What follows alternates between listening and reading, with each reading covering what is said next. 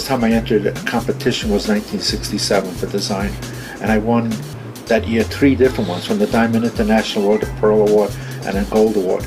And everybody started saying, Henry, what else do you do? And at that point in my life, nobody would buy my merchandise. Really? Nobody wanted it because I did it. They didn't understand. They still don't.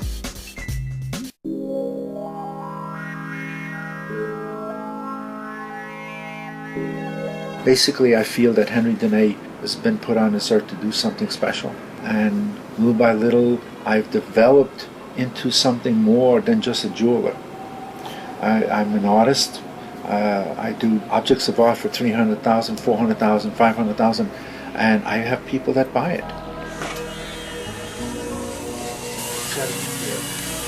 Why, Henry? Why are you doing this? I needed to have a job, so I went that summer to go to New York to find a job, and I found a job as an errand boy for a man by the name of Rudolph Castiglione. He was a jeweler, a diamond setter. I had a chance to do something, and the enjoyment of working with your hands. That's the joy, to be able to create, to be able to give people beautiful pieces of jewelry, to see a smile in a woman's eyes, not on her face. You see the heart shapes inside? Yes. That's in the galleries of all my pieces. Basically, I'm very quiet, and I speak to people through my jewelry, and all of my jewelry has this movement, this feeling. Some women call it sexy, some women call it seductive.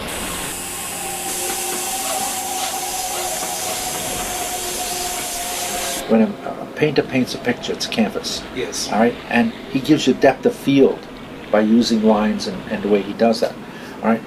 In gold, we've always made it flat. Yes. Okay. I kind of give them that boldness, that roundness. Best way for me to explain it to you is when you put a ball on a table. Most designers would take and cut a third of that ball off and use that third with a hard edge. Yes. Okay? I take that ball and turn it over, and that's the way my jewelry is. It comes around, and it feels like it comes back around, and there's that softness. And jewelry, to me, has to be worn, has to be enjoyed.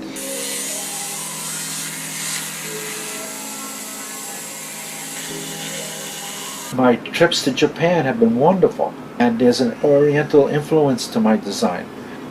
In the Fabergé book and the Lalique book, both of them talked about how they went to Japan and the movement of the kimono, the material, that flow. And I try to do the same thing in my jewelry. Well, my pave work, people say, is the best they've ever seen. It's because if there is an S shape to that piece, the first line of diamonds follows that S, and then everything else goes around. So what I've done is I've spoken their subconscious mind. Right now he's working on the gold to make it lighter and more delicate. I gave a lecture to the Japanese School of Design quite a few years ago. And at that time, a lot of the Japanese designers were winning awards for design. I mean, they were making diamond things coming out of lapels and the necklaces that were going like this. And I said to him, look, I know you're trying to be different and thinking so far out that you're different. But look at your basic art. Look around you. There's meaning to it. There's meaning to my jewelry.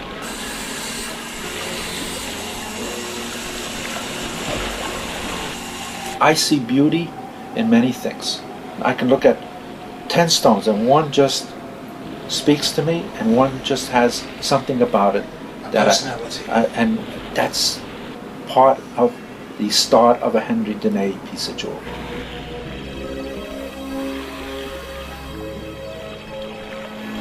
When I first started with jewelry and I first started designing, I felt like I had a hole in my chest. I felt I wasn't complete. Right. I wasn't complete.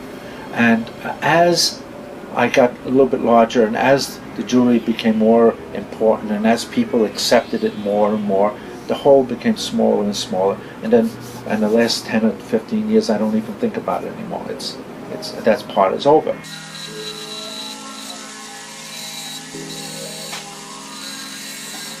I really feel that God's given me a gift.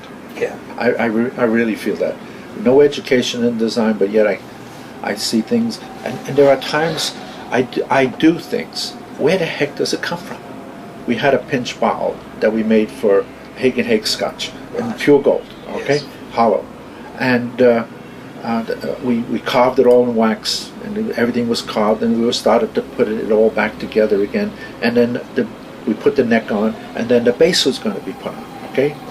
But what I didn't calculate is when I would heat that up, that the neck wasn't big enough to let the heat out.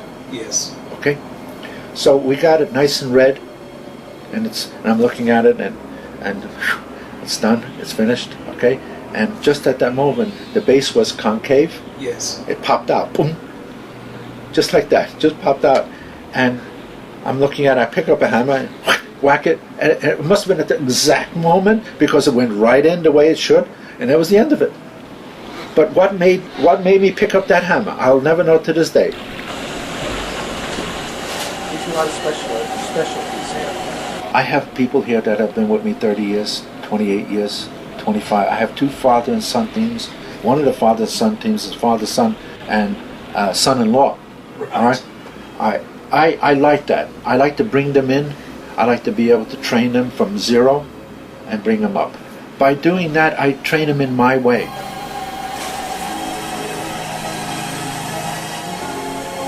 The other part is that I sit behind this desk, and that's the businessman. Yes. Okay, and a fight between me and the guy that sits on that bench over there Yes. is tremendous. I always say when I go buy pearls in Australia, and I'll sit there and I'll the first day I come and there's, oh my God, this is great, oh my God, and then I come back the following day, the businessman comes back. Oh, all right. This I can afford. This I can't. I can do without this now. And all of a sudden, it comes down to what I really need.